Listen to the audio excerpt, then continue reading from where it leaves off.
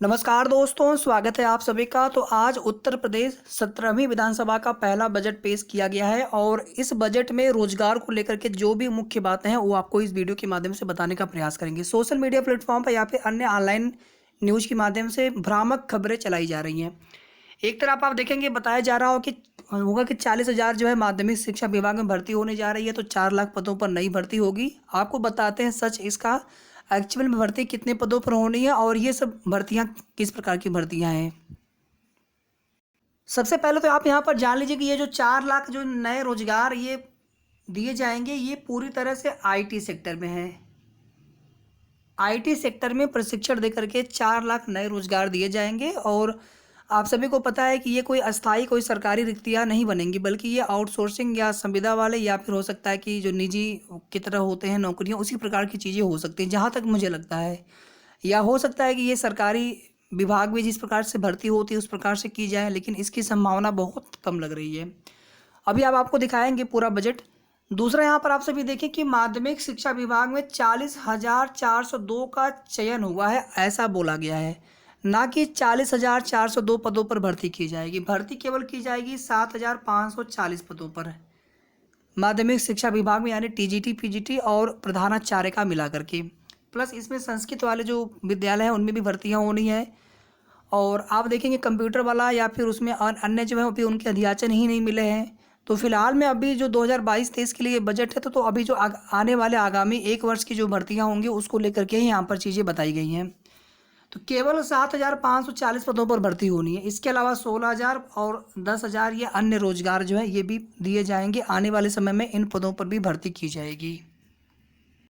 नई प्राथमिक शिक्षक भर्ती को लेकर के कोई भी चर्चा नहीं है बजट के अंदर, कोई भी प्रावधान, कोई भी बजट नहीं है। बाकी जो है साथियों, मेट्रो के लिए, नए मेडिकल कॉलेज के लिए, आयुष विश्वविद्यालय के लिए, या फिर जो रोड निर्माण होने हैं, या फिर कनेक्टिविटी देनी है, या फिर जो पेंशन है और जो सहायता है, या फिर जो खाद्यान्न वितरण है, और इसी प्रकार से तमाम योजनाएं हैं उनके लिए अलग अलग, या फिर काशी के लिए अलग से जो है उसमें बजट का प्रावधान है अलग अलग सभी के लिए। यहाँ पर देखिए आप सभी, सूचना प्रौद्योगिकी एवं इलेक्ट्रॉनिक्स उद्योग नीति, मैं थोड़ा सा इसको बड़ा कर देता हूँ। सूचना प्रौद्योगिकी एवं इलेक्ट्रॉनिक्स उद्योग नीति के अंतर्गत 5 सालों में 40,000 करोड़ का निवेश होगा और 4 लाख नए रोजगार के सृजन का लक्ष्य रखा गया है। तो ये आईटी सेक्टर में है पूरी तरह से, ये 4 लाख जो नए रोजगार या नए जो यहाँ पे नौकरियाँ दी जाएंगी। मुख्यमंत्री ग्रामोद्योग रोजगार योजना के अंतर्गत 2022-23 में 800 इकाइयों की स्थापना की करा करके 16,000 लोगों को रोजगार उपलब्ध कराए जाने का लक्ष्य है।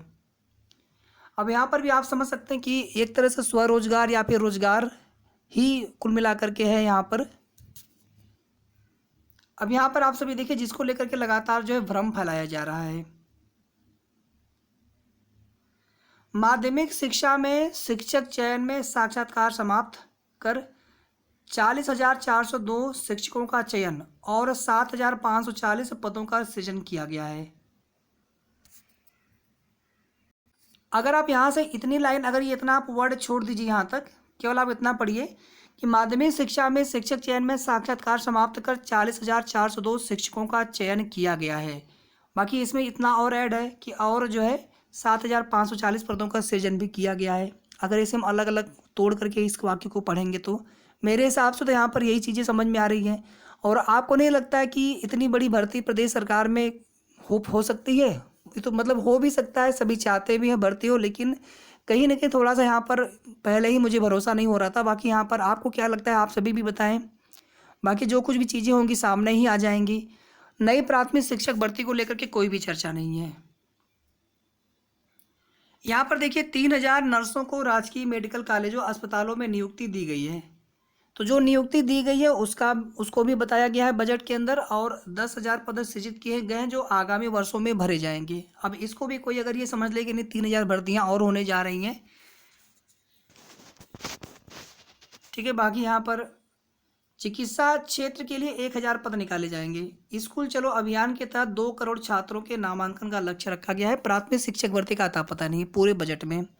तो रोजगार को लेकर के इतनी ही यहाँ पर मुख्य बातें हैं। बाकी और अन्य जो सेक्टर हैं उनसे संबंधित बजट के प्रावधान है। तो उम्मीद करता हूँ साथियों आपको समझ में आ गया होगा ये कि बजट में किस प्रकार से रोजगार के लिए यहाँ पर प्रावधान किया गया है। आप सभी कमेंट करके ज़रूर बताना कि आपको यहाँ पर अगर हो सकता है कि मुझे बताने में या मुझे समझने में कोई गलती हो रही हो तो आप ज़रूर बताइएगा। और इसके अलावा आगे की कोई भी अपडेट्स होगी तो आप सभी को सही और ऑथेंटिक सूचना हमारे चैनल के माध्यम से मिलती रहेगी। वीडियो को आप सभी प्लीज़ लाइक शेयर करके साथ में सबसे पहले आप चैनल को सब्सक्राइब कर लेंगे अगर अभी तक आपने सब्सक्राइब ना किया हो तो।